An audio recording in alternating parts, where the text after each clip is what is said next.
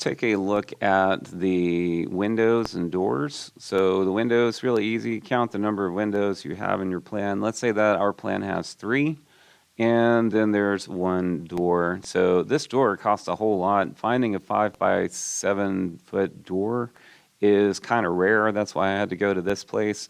A lot of times, it's just, if this shed is going to be used just for storing stuff outside, you would build a door that would be a lot cheaper than this. But if you're going to use it as a home office and you might have clients visiting, then you would probably want to pay more for that door. So you just count the number on the plan and put them here.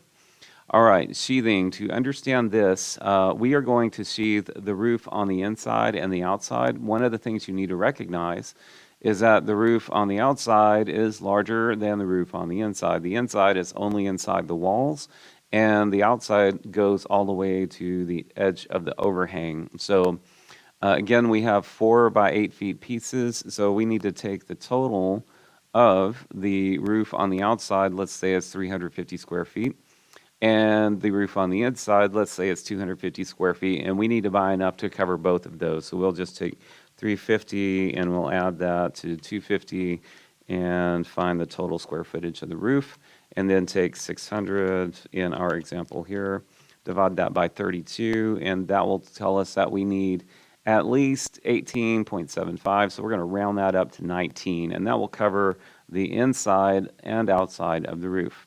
For shingles, we only need to know the outside, and they're 33.33 square foot per package, so we need to figure out how many we need to cover the outside. So we have 350, divide that by 33.33, and that gives us 10.5. So we're going to buy 11 of those. So we're going to buy 11 packages of shingles.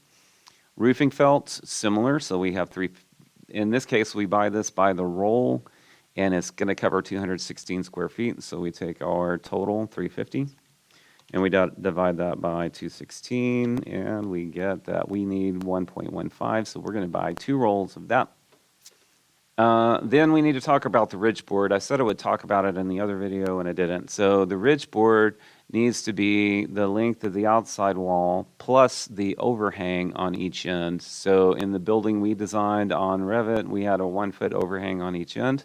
So it's 1 foot plus 16 plus 1, and then we need to have 18 feet total. They come in 8-foot sections, so we have to buy 3 of those boards, 3 8-foot boards to go 18 feet.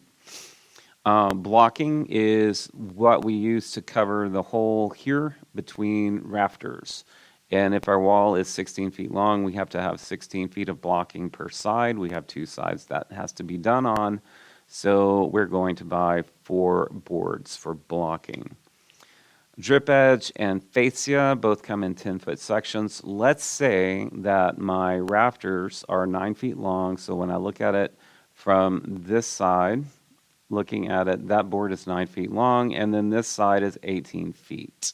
So if that's true, oh wait, let's just make it like that, 18, okay. We need to know the perimeter, so on each end we have 2 rafters, and then we have 2 sides, plus 2 more rafters. So that goes all the way around the building. So what is that perimeter? We'll add those up. All right, so I have, in this case, 72 feet.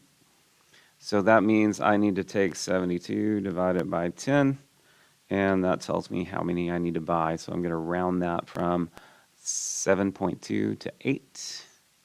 And these numbers do not match yours, so be sure you do your own math. Okay, and I need 8 of both of those. So what the drip edge does is it's underneath it goes right underneath the edge of the shingles, right at the edge of the roof, so it protects this fascia board.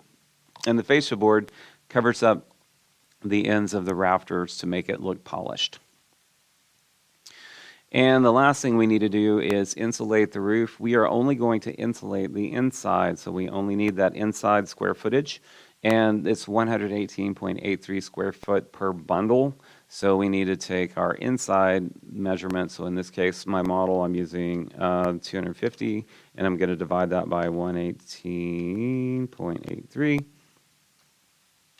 And that gives me this, and that tells me I need at least 2.1 bundles. And here again, you have to make the decision, do I try to stretch it or do I buy enough to get it all? So we're going to get enough to cover it all, so we need 3 of those for this example. Notice that my example does not match your actual model you're analyzing. So I came up with a total of $5,800. You should be seeing closer to a 5,000. This would be high for the one that you're doing.